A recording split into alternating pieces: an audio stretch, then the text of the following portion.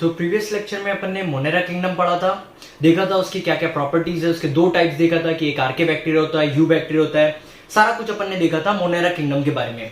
अब इस लेक्चर में अपन एक नया किंगडम स्टार्ट कर रहे हैं और इस किंगडम का नाम है किंगडम प्रोटिस्टा। तो अपन यहाँ पे नेक्स्ट किंगडम स्टार्ट कर रहे हैं और इस किंगडम का नाम है किंगडम प्रोटिस्टा। तो अब अगर मैं बात करूं मोनेरा और प्रोटिस्टा के बारे में कि क्या डिफरेंसेस है मोनेरा और प्रोटिस्टा में या फिर क्या सिमिलैरिटीज है दोनों किंगडम में, तो देखते हैं अपन। अगर मैं बात करूं मोनेरा किंगडम की, तो सबसे इंपॉर्टेंटली मोनेरा और प्रोटिस्टा में जो सबसे मेजर डिफरेंस माना जा सकता है वो ये है कि मोनेरा किंगडम में जो ऑर्गेनिजम्स पाए जाते हैं वो कैसे ऑर्गेनिजम्स होते हैं, प्रोकैरियोटिक ऑर्गेनिजम्स। प्रोकैरियोटिक ऑर्गेनिज्म मतलब क्या कि उन लोगों के पास वेल डिफाइंड न्यूक्लियस नहीं है। तो यहां पे अपन लिख सकते हैं मोनेरा में कि ये लोग कैसे ऑर्गेनिज्म है, प्रोकैरियोटिक ऑर्गेनिजम्स है। बट मोनेरा किंगडम में जो ऑर्गेनिजम्स है ये प्रोकैरियोटिक ऑर्गेनिजम्स है। बट अगर मैं बात करूं प्रोटिस्टा की, तो प्रोटिस्टा एक ऐसा किंगडम है जिसमें जो ऑर्गेनिजम्स पाए जाते हैं वो कैसे ऑर्गेनिजम्स है, यूकैरियोटिक ऑर्गेनिज्म है। तो ये सबसे पहला डिफरेंस है कि प्रोटिस्टा किंगडम में जो ऑर्गेनिजम्स पाए जाएंगे वो कैसे ऑर्गेनिजम्स होंगे, यूकैरियोटिक ऑर्गेनिज्म होंगे। ये पहला एक डिफरेंस हो गया मोनेरा और प्रोटिस्टा के बीच में। बट अगर मैं बात करूं सिमिलैरिटीज की कि क्या मोनेरा में सेम है और प्रोटिस्टा में क्या सेम है, तो मोनेरा में भी जो ऑर्गेनिजम्स होते हैं वो यूनिसेल्युलर ऑर्गेनिजम्स होते हैं और प्रोटिस्टा में भी जो ऑर्गेनिजम्स होते हैं वो यूनिसेल्युलर ऑर्गेनिज्म होते हैं। इसका मतलब जो दोनों किंगडम है, दोनों किंगडम में जो ऑर्गेनिजम्स होंगे वो सिंगल सेल्ड ऑर्गेनिजम्स होंगे।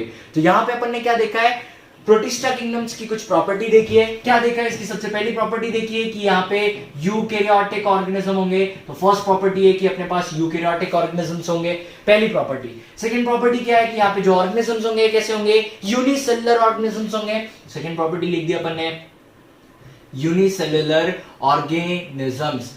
थर्ड प्रॉपर्टी अपन देखते हैं, तो थर्ड प्रॉपर्टी है on the basis of mode of nutrition. क्या है थर्ड प्रॉपर्टी, देखते हैं। तो मोड ऑफ न्यूट्रिशन क्या देखा जाता है प्रोटिस्टा किंगडम में, मोड ऑफ न्यूट्रिशन। तो अगर मैं बात करूं मोड ऑफ न्यूट्रिशन की, तो दो डिफरेंट टाइप के मोड ऑफ न्यूट्रिशन देखे जाते हैं प्रोटिस्टा किंगडम में। एक होता है ऑटोट्रोपिक मोड ऑफ न्यूट्रिशन और दूसरा होता है heterotrophic mode of nutrition. Heterotrophic mode of nutrition. Autotrophic अपने को क्लियर है, यहाँ पे ऑर्गेनिजम्स अपने आप से खुद से फूड प्रिपेयर करेंगे और सरवाइव करेंगे। और हेटेरोट्रोपिक मतलब ऑर्गेनिज्म किसी दूसरे पे डिपेंडेंट रहेंगे for food purpose and survival purpose. तो क्या होगा, अगर मैं बात करूं प्रोटिस्टा किंगडम की, तो जनरली जो प्रोटिस्टा किंगडम में ऑर्गेनिजम्स होते हैं वो जनरली ऑटोट्रोपिक होते हैं, बट कुछ कुछ ऑर्गेनिजम्स हेटेरोट्रोपिक होते हैं। तो अपन इसमें लिख सकते हैं जनरली जो प्रोटिस्टा है वो कैसे होंगे, ऑटोट्रोपिक होंगे। और वेरी लेस या फिर लेस लिख देंगे अपन, लेस जो प्रोटिस्टा किंगडम में जो ऑर्गेनिजम्स आएंगे वो कैसे होंगे, हेटेरोट्रोपिक होंगे। तो ये कुछ इंपॉर्टेंट प्रॉपर्टीज है प्रोटिस्टा किंगडम की। अब अगर मैं बात करूं कि अपन प्रोटिस्टा में किस तरीके के ऑर्गेनिजम्स के बारे में पढ़ने वाले हैं, तो यहां पे अपन 5 डिफरेंट कैटेगरीज के ऑर्गेनिजम्स के बारे में पढ़ने वाले हैं। क्योंकि ये प्रोटिस्टा किंगडम को 5 डिफरेंट कैटेगरीज में डिवाइड किया है, तो देखते हैं अपन कि वो 5 डिफरेंट कैटेगरीज क्या है। सबसे पहली कैटेगरी जो अपन पढ़ेंगे इसको बुलाता है क्राइसोफाइट्स, या फिर इसके अंदर जो ऑर्गेनिजम्स पढ़ा जाता है, ये जो क्राइसोफाइट्स नाम की जो कैटेगरी है इसमें गोल्डन एल्गी नाम के ऑर्गेनिज्म पढ़े जाते हैं, गोल्डन एल्गी, या फिर इसमें डेस्मेड पढ़ा जाता है। और क्राइसोफाइट का एक और नाम है जिसे डायएटम भी अपन बोल सकते हैं, और डायएटम। तो सबसे पहला जो अपन कैटेगरी पढ़ने वाले हैं प्रोटिस्टा किंगडम में, इस कैटेगरी का नाम है क्राइसोफाइट्स, या फिर इसको अपन डायएटम बोलने वाले हैं। यहाँ पे जो ऑर्गेनिज्म पढ़ेंगे वो होंगे गोल्डन एल्गी और डेस्मेड। फिर इसके बाद अपन सेकेंड कैटेगरी जो पढ़ेंगे, इस कैटेगरी का नाम है डायनोफ्लैजिलेट्स नाम की कैटेगरी पढ़ेंगे। थर्ड कैटेगरी जो होंगी इसे बोला जाता है यूग्लेनॉइड्स।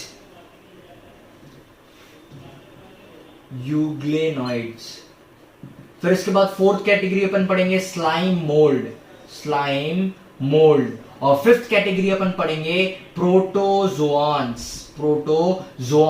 तो ये अपन 5 डिफरेंट कैटेगरीज प्रोटिस्टा किंगडम में पढ़ने वाले। एक है क्राइसोफाइट्स, इसी को डायटम्स भी बोला जा सकता है। सेकंड कैटेगरी है डायनोफ्लैजिलेट, थर्ड है यूग्लिनॉइड, फोर्थ है स्लाइम मोल्ड और फिफ्थ है प्रोटोजोआंस। ये जो फिफ्थ कैटेगरी है इसकी 4 सब कैटेगरीज भी अपने को पढ़ना है, और ये जो 4 सब कैटेगरीज अपन पढ़ने वाले हैं, सबसे पहला है अमोइबॉइड प्रोटोजोआंस, अमोइबॉइड प्रोटोजोआंस। सेकेंड कैटेगरी जो अपन पढ़ेंगे ये है सीलिएटेड प्रोटोजोआंस, सीलिएटेड प्रोटोजोआंस। थर्ड जो अपने को पढ़ना है वो है फ्लैजिलेटेड प्रोटोजोआंस, और लास्ट में अपने को पढ़ना है स्पोरोजोआंस। तो ये 4 इंपॉर्टेंट कैटेगरीज है जो अपने को पढ़ना है इसके अंदर, प्रोटोजोआंस नाम की कैटेगरी के अंदर। तो ये कुछ इंपॉर्टेंट कैटेगरीज है जो अपन पढ़ने वाले हैं प्रोटिस्टा किंगडम के अंदर।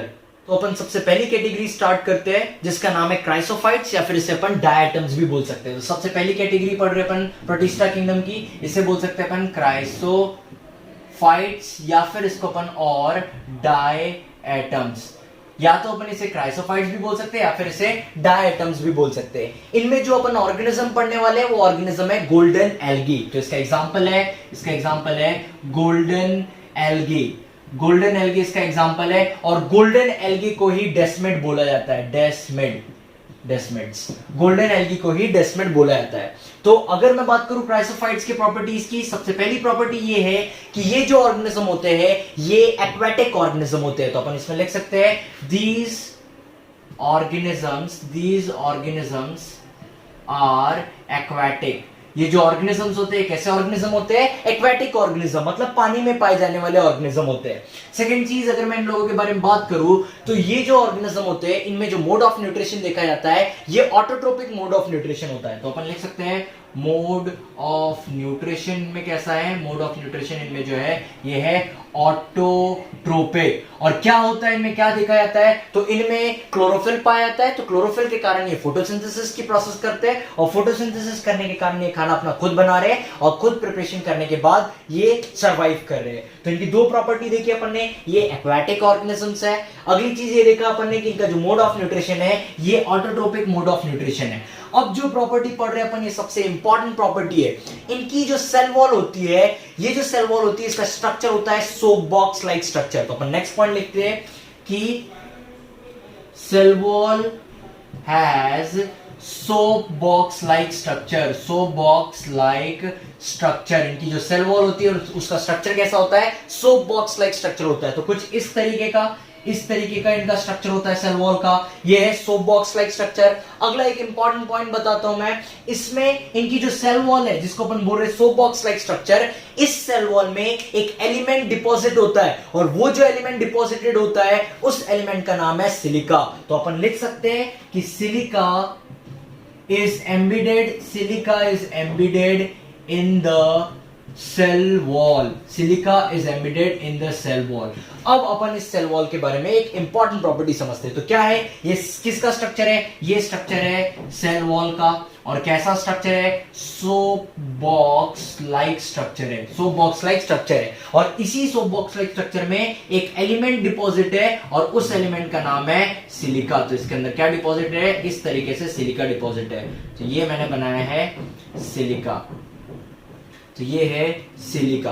अब अगर मैं इसके इंपॉर्टेंस के बारे में बताऊं तो ध्यान देंगे, यहां पे क्या होता है, ये जो इसका सोप बॉक्स लाइक स्ट्रक्चर है, ये जो सेल वॉल का जो स्ट्रक्चर है, ये सेल डेस्मिड्स के मरने के बाद भी ये जो सेल वॉल है ये कई हजारों साल तक के वैसा का वैसा ही रहता है। अब बात आती है कि इनकी सेल वॉल, अगर डेस्मिड मर गए हैं तो इनकी सेल वॉल भी डिस्ट्रॉय हो जानी चाहिए थी, बट ये जो डेस्मिड्स होते हैं इनके मरने के बाद भी थाउजेंड्स ईयर तक के, हजारों सालों तक के इनकी जो सेल वॉल रहती है वैसी की वैसी रहती है। और इसका रीजन क्या है? तो इसका रीजन ये सिलिका है। ये सिलिका जो उनके सेल वॉल के अंदर पाया जाता है ये कभी डिस्ट्रॉय नहीं होता है, और क्योंकि ये डिस्ट्रॉय नहीं होता है इसीलिए इनकी सेल वॉल बहुत थाउजेंड्स ऑफ ईयर तक के वैसी की वैसी पाई जाती है। और जब हजारों साल तक के इनकी सेल वॉल जब अकमलेट होती है तब वहां पे वो जो जमीन बनती है, या फिर वो जो अर्थ का वो जो उतना पार्ट बनता है उसको बोला जाता है डायएटोमिशियस अर्थ। तो यहां पे अब एक अपना टर्म पढ़ना है अपने को, डायएटोमिशियस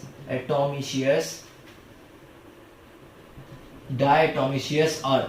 व्हाट इज डायटोमिशियस अर्थ? डायटोमिशियस अर्थ क्या है? तो ये एक ऐसी जगह है जहां पे बहुत सालों तक के क्या है, तो बहुत सालों तक के सेल वॉल डिपॉजिट होती गई, अकुमुलेट होती गई, और वो सेल वॉल जो थी वो कभी डिस्ट्रॉय हुई नहीं। क्यों डिस्ट्रॉय नहीं हुई? तो वो क्योंकि उस पे सिलिका प्रेजेंट था। तो डायटोमिशियस अर्थ मतलब अपन क्या बोल सकते हैं कि इट इज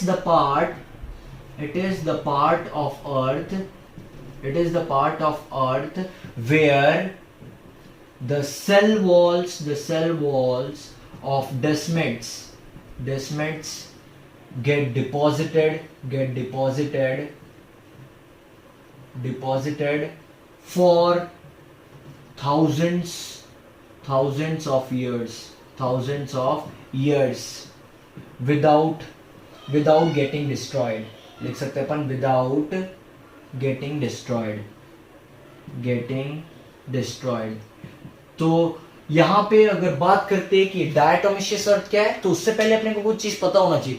क्या चीज पता होना चाहिए कि इनकी जो सेल वॉल है वो उसका जो स्ट्रक्चर है वो सोप बॉक्स लाइक स्ट्रक्चर है। इस तरीके से इनके सेल वॉल का स्ट्रक्चर है। और सबसे इंपॉर्टेंट चीज कि इनकी जो सेल वॉल है उसमें एक एलिमेंट डिपॉजिटेड है, और वो एलिमेंट जो डिपॉजिट है उसका नाम है सिलिका। सिलिका के प्रेजेंस के कारण पता है क्या होता है? सिलिका के प्रेजेंस के कारण अगर ये डेस्मिड्स की अगर डेथ हो जाती है तो डेथ होने के बाद भी वो सेल वॉल लाइव रहती है, मतलब वो सेल वॉल वैसी की वैसी रहती है। क्यों? क्योंकि उसमें एक ऐसा एलिमेंट प्रेजेंट है जो कभी डिस्ट्रॉय नहीं हो सकता। तो सिलिका के प्रेजेंस के कारण बहुत हजारों साल तक के वो सेल वॉल वैसी की वैसी रहती है। और क्योंकि जब बहुत सारी सेल वॉल एक जगह पे जमा हो जाती है और वो जो जगह बन जाती है, वो जगह पे अब वहां पे क्या है, तो डेस्मिड्स की सेल वॉल प्रेजेंट है और उसमें सिलिका प्रेजेंट है, और वो जो जगह रहती है उसी जगह को डायटोमिशियस अर्थ बोला जाता है। ये जो डायटोमिशियस अर्थ होता है, अब अगर इसके बारे में बात करें तो यहां पे लिख देते हैं अपन सिलिका। डायटोमिशियस अर्थ जो होता है ये ग्रिटी होता है,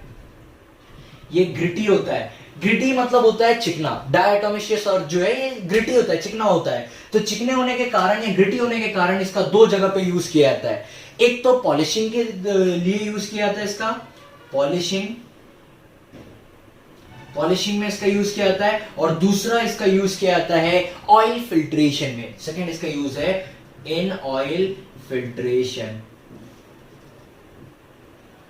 तो क्या है ये जो डायटोमिशियस अर्थ है, इसका जो नेचर है कैसा है? ग्रिटी है, चिकना है। चिकने होने के कारण इसको पॉलिशिंग में यूज किया जाता है और ऑयल फिल्ट्रेशन में यूज किया जाता है। इसका एक और लास्ट पॉइंट है क्राइसोफाइट्स एंड डायटम का। लास्ट पॉइंट ये है कि ये जो क्राइसोफाइट्स है या फिर डायटम्स है, ये लोग चीफ प्रोड्यूसर्स होते हैं ओशियंस में इन लोगों को चीफ प्रोड्यूसर्स माना जाता है। तो अपन लिख सकते हैं दे आर चीफ प्रोड्यूसर्स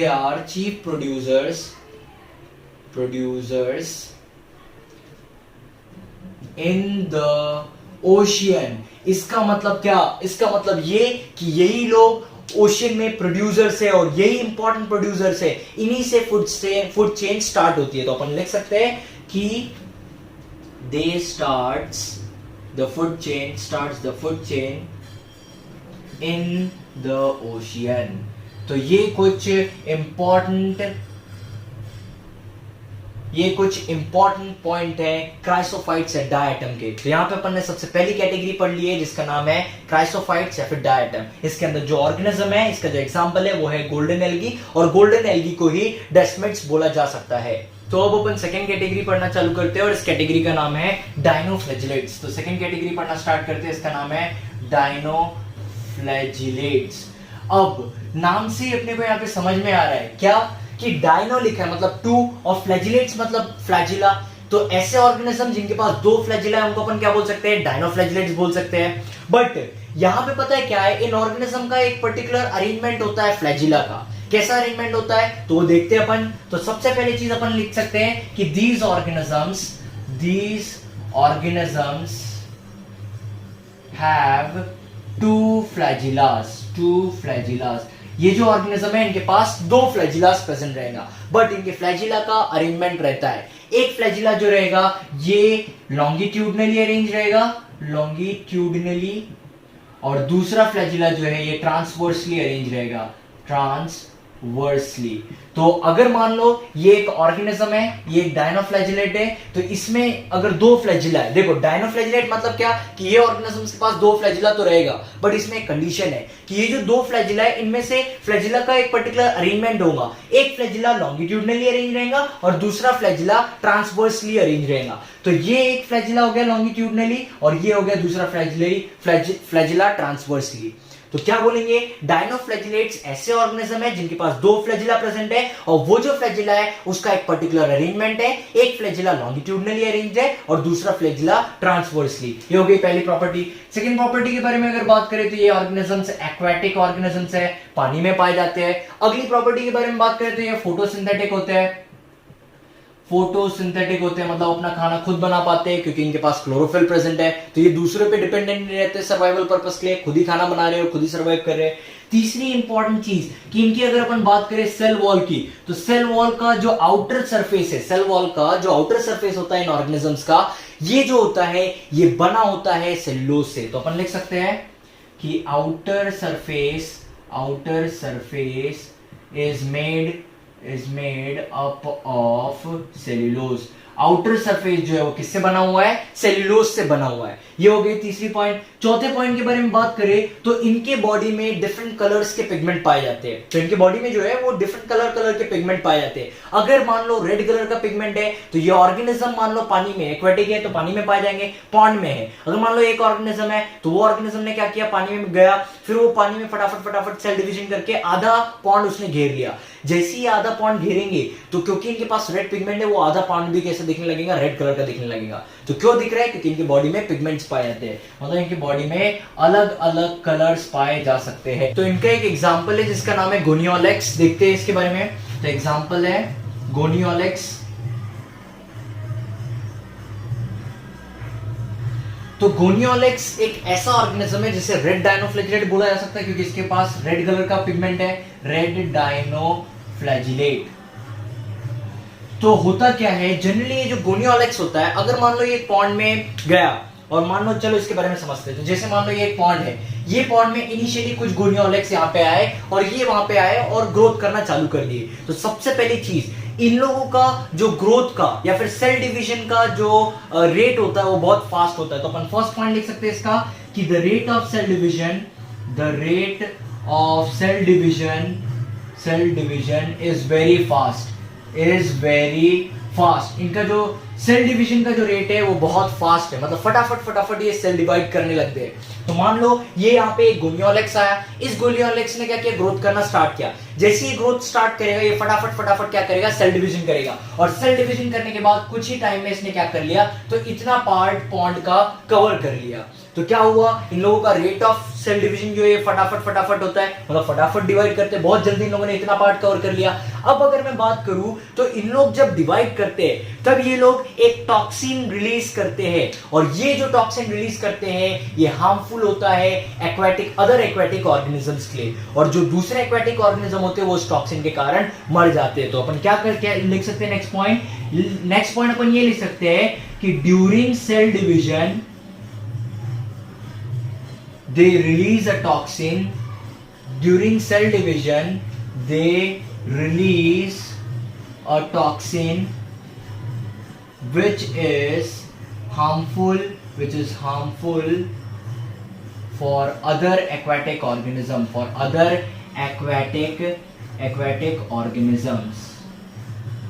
तो क्या होता है, सेल डिवीजन के वक्त ये क्या करते हैं, टॉक्सिन रिलीज करते हैं और वो जो टॉक्सिन होता है वो दूसरे एक्वेटिक ऑर्गेनिजम्स के लिए हार्मफुल होता है। अब क्या हुआ, तो देखो यहाँ पे इनिशियली एक दो डायनोफ्लैजिलेट्स आए, ये पॉन्ड है, मान लो इसको मैंने कहा है पॉन्ड। क्या हुआ, तो इनिशियली यहाँ पे कुछ डायनोफ्लैजिलेट्स आए, आने के बाद इन लोगों ने ग्रोथ स्टार्ट किया। जैसे इन लोगों ने ग्रोथ स्टार्ट किया तो फटाफट सेल डिवीजन किए, क्योंकि सेल डिवीजन बहुत फास्ट शो करते हैं। जैसे इन लोगों ने सेल डिवीजन किया, इन लोगों ने कुछ पार्ट कवर कर लिया उस पॉन्ड का। जब ये पार्ट कवर करते हैं फिर सेल डिवीजन करते हैं, तब पता है क्या होता है, तो तब ये एक पिगमेंट रिलीज करते हैं और पिगमेंट रिलीज करते हैं, वो पिगमेंट कौन सा कलर का होना चाहिए? रेड कलर का होना चाहिए, क्योंकि रेड डायनोफ्लैजेलेट है। और वो जो पिगमेंट होता है वो टॉक्सिन होता है। उस टॉक्सिक पिगमेंट के कारण क्या होता है, तो जो दूसरे एक्वाटिक ऑर्गेनिज्म है उन एक्वाटिक ऑर्गेनिज्म की डेथ हो जाती है। अब क्योंकि ये रेड पिगमेंट कवर रिलीज करते हैं, तो जितना भी एरिया ये कवर करते हैं वो एरिया लाल कलर का दिखने लगता है। और क्योंकि वो एरिया लाल कलर का दिखने लगता है, तो ये जो एरिया है ये कैसा दिखेगा? रेड कलर का दिखेगा। और इस रेड कलर के फिनोमिना को, रेड कलर के दिखने के फिनोमिना को रेड टाइड बोला जाता है, रेड टाइड कहा जाता है। तो कोई भी अगर पूछे व्हाट इज रेड टाइड, तो मैं बता सकता हूं कि रेड टाइड रेड डायनोफ्लैजेलेट की वजह से होता है या फिर गोनियोलेक्स की वजह से होता है। क्या होता है इसमें? तो इनिशियली जब गोनियोलेक्स सेल डिवीजन करते हैं तो ये फटाफट ग्रोथ करते हैं, और ग्रोथ करते वक्त ये टॉक्सिन रिलीज करते हैं, एक पिगमेंट रिलीज करते हैं जो टॉक्सिक तो होता है अदर एक्वाटिक ऑर्गेनिज्म के लिए, बट ये जो होता है किस कलर का दिखता है? रेड कलर का दिखता है। और जितनी भी जगह ये कवर करते हो कैसी दिखने लगती है? रेड कलर की दिखती है। इसीलिए इस फिनोमेना को रेड टाइड बोला जाता है। तो अपन ने यहाँ पे सेकंड कैटेगरी पढ़ ली है जिसका नाम है डायनोफ्लैजेलेट्स। तो अब अपन थर्ड कैटेगरी स्टार्ट कर रहे हैं, और ये थर्ड कैटेगरी का नाम है यूग्लेनॉइड्स। तो अपन थर्ड कैटेगरी स्टार्ट करेंगे, इसका नाम है यूग्लेनॉइड्स। जनरली यूग्लिनॉइड जो ऑर्गेनिजम्स होते हैं, इन ऑर्गेनिजम्स को मिक्सोट्रोप बोला जाता है। देखते हैं मिक्सोट्रोप मतलब क्या है। तो फर्स्ट पॉइंट है कि ये लोग मिक्सोट्रोप्स होते हैं। मिक्सोट्रोप्स उन ऑर्गेनिज्म को कहा जाता है जो दोनों टाइप के मोड ऑफ न्यूट्रिशन को शो करते हैं। ऑटोट्रोपिक मोड ऑफ न्यूट्रिशन भी शो करते हैं और हेटेरोट्रोपिक मोड ऑफ न्यूट्रिशन भी शो करते हैं। तो ये लोग ऑटोट्रोपिक भी होते हैं, ऑटोट्रोप्स भी होते हैं और हेटेरोट्रोप्स भी होते हैं, हेटेरोट्रोप्स भी होते हैं। देखते हैं कभी ऑटोट्रोप्स होते हैं और कभी हेटेरोट्रोप्स होते हैं। तो इन लोग के पास क्लोरोफिल प्रेजेंट रहता है। अगर सफिशिएंट अमाउंट में सनलाइट प्रेजेंट है तो ये लोग autotrophic mode of nutrition show करते हैं। और मान लो सनलाइट प्रेजेंट नहीं है, कई बार रेनी सीजन में कुछ दिनों तक के सनलाइट नहीं आ पाती है, तो सनलाइट के प्रेजेंस के ना होने के कारण ये लोग वहां पे जो मोड ऑफ न्यूट्रिशन शो करते हैं वो होता है हेटेरोट्रोप, हेटेरोट्रोपिक मोड ऑफ न्यूट्रिशन। इसीलिए इन लोगों को मिक्सोट्रोप कहा जाता है। अगले पॉइंट के बारे में अगर मैं बात करूं तो ये स्टेगनेंट वाटर में पाए जाते हैं, स्टेगनेंट वाटर में पाए जाते हैं। स्टेगनेंट वाटर का मतलब होता है रुके हुए पानी में पाए जाते हैं। सबसे इंपॉर्टेंट चीज कि ये जो ऑर्गेनिजम्स होते हैं इन लोगों के पास सेल वॉल नहीं होता है। तो अगला पॉइंट अपन लिख सकते हैं, they do not have cell wall. इन लोगों के पास सेल वॉल नहीं होता है। सेल वॉल नहीं होता है तो क्या पाया जाता है इनके पास? तो सेल वॉल नहीं होता है तो उसके बदले इन लोगों के पास एक प्रोटीन रिच लेयर होती है, और उस प्रोटीन रिच लेयर को बोला जाता है पेलिकल। तो क्या लिख सकते हैं अपन? लिख सकते हैं कि they have a protein rich layer called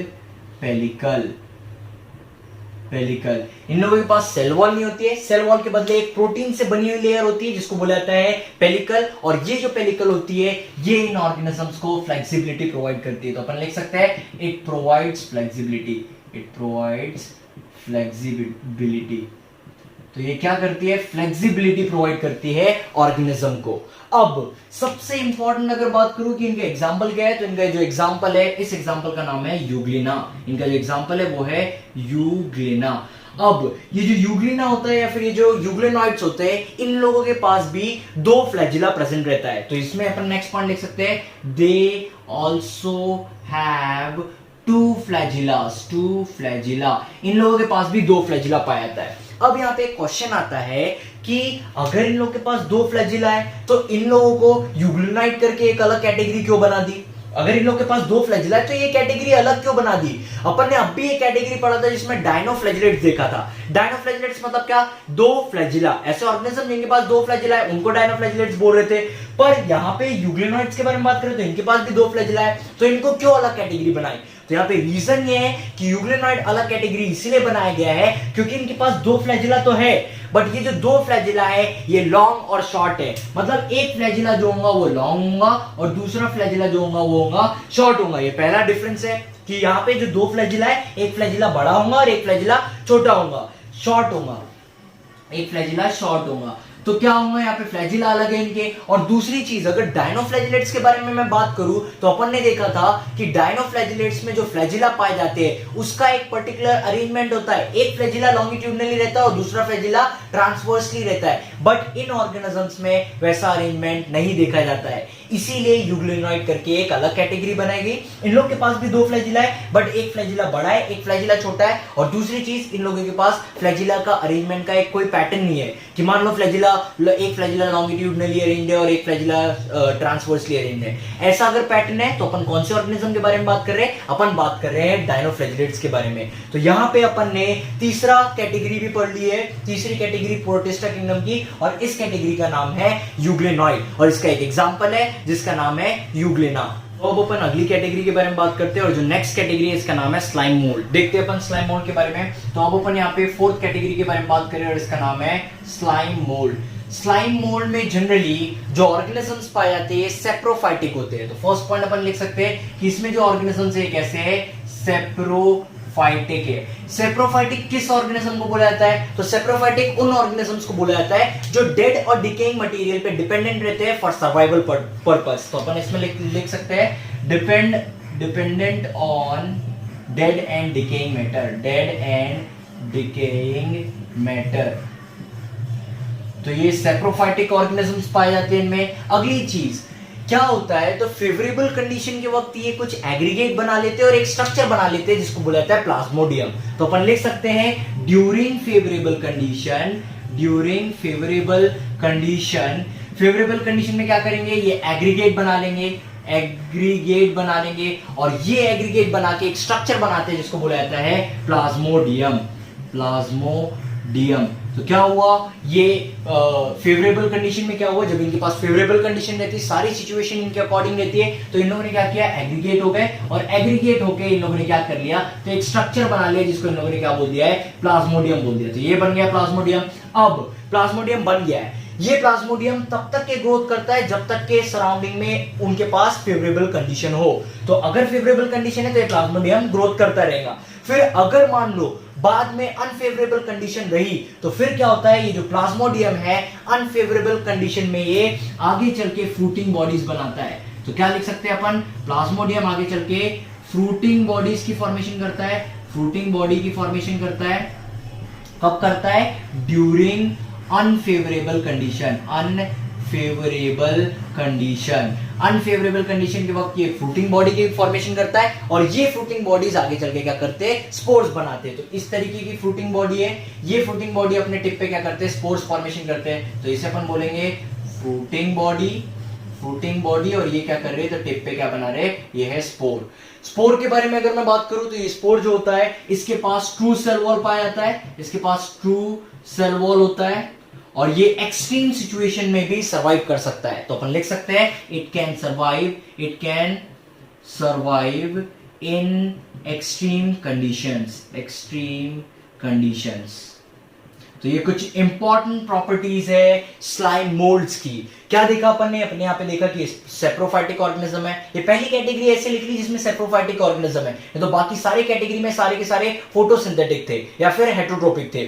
फिर ये सेप्रोफाइटिक है, फेवरेबल कंडीशन में एग्रीगेट करते हैं और प्लाज्मोडियम की फॉर्मेशन करते हैं, प्लाज्मोडियम ग्रोथ करता है फेवरेबल कंडीशन में, और अगर ये अनफेवरेबल कंडीशन बनी तो ये फ्रूटिंग बॉडीज बनाते हैं, और इस फ्रूटिंग बॉडी में आगे चल के स्पोर की फॉर्मेशन होती है टिप पे, और ये जो स्पोर होता है इसके पास ट्रू सेल वॉल होता है, और ये एक्सट्रीम सिचुएशंस में या फिर एक्सट्रीम कंडीशन में सर्वाइव कर सकता है।